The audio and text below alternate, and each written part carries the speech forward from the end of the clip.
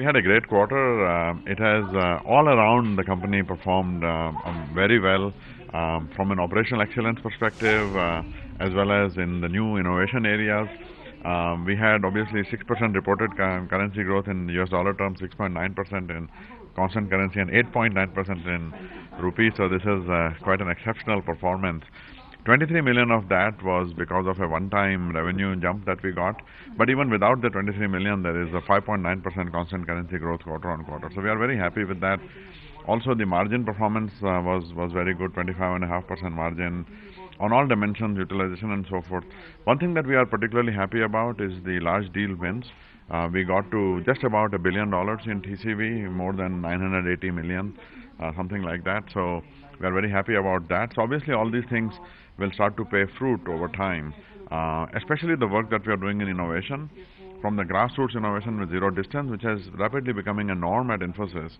And I get clients calling me, about the amazing results that they see. So we are very happy about that, and the Aikido strategy is getting rapid adoption. We have more than, I would say now, about 400 projects going on across all three dimensions of that.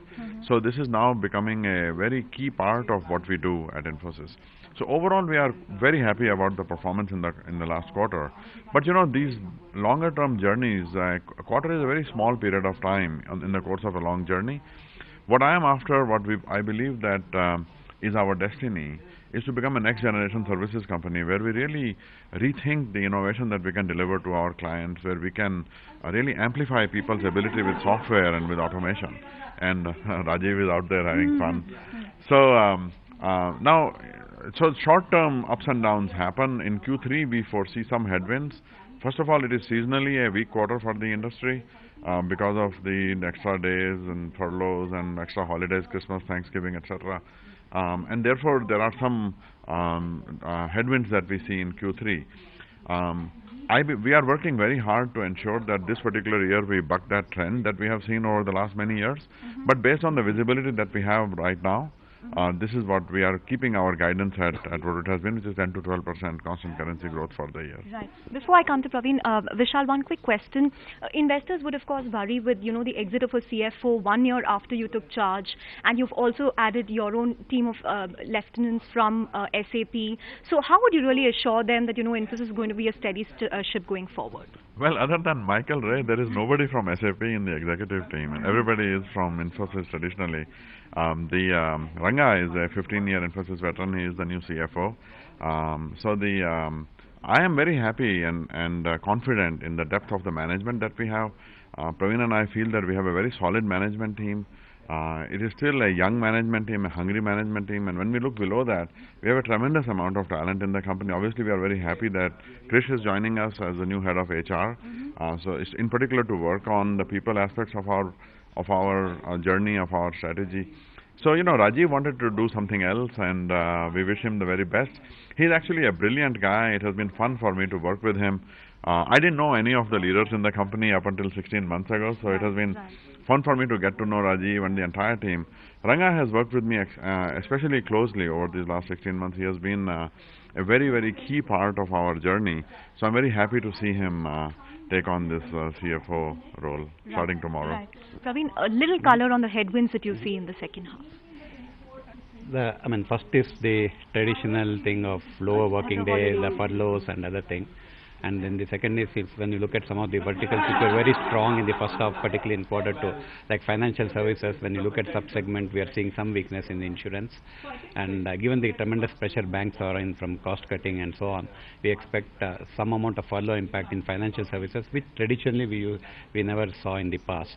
Similarly, retail has done well in quarter two, but we expect some softness this quarter given that it's a holiday season, and we expect some volatility.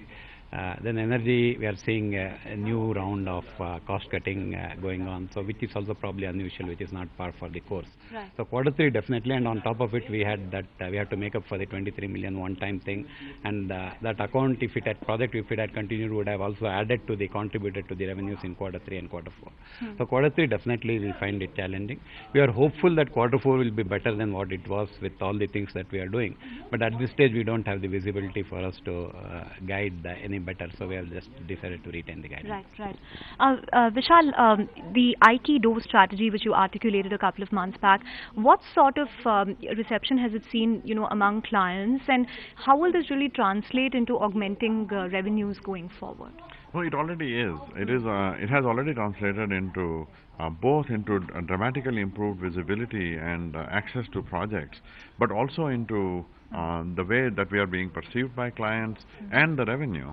So Kanhaiya and Skawa both had more than 50 new deal wins that we have had, and with Kanhaiya now we are bringing it into other services like application maintenance and verification, where again this idea of augmenting the people with software ends up enabling us to use less number of people in a project, bring the high margins of software into the mix, and improving the overall bandwidth of the situation, while also making the offerings attractive to customers by lowering the price. So it is one of these virtuous circles that we are creating with the software platform part of it, and the key is really at the heart of any enterprise's renewal of their landscape to capture the knowledge, and design service is our mechanism to bring next generation thinking, identifying the next generation strategic problems for clients so that they can work with us on those problems. So we have had some exceptional projects that we are doing in these areas, more than 117 design services projects with our clients. Just yesterday here in Bangalore on Sunday, one of the largest manufacturing companies in the world was visiting us, and they wrote an incredible email at night about how they see a completely different kind of a services company, that the language and the nature of the services that we are offering are unlike any other in the industry. So, these are early days still, but we are very excited about where we are headed, and we see, we are just trying to keep up with the great demand that is coming in these new areas. Find us on Facebook at facebook.com/ETNow, and don't forget to click the like button. You can also follow us on Twitter at ETNowLive. To stay updated with all our programming, hit the subscribe button on our YouTube channel by logging on to youtube.com/user/ETNow.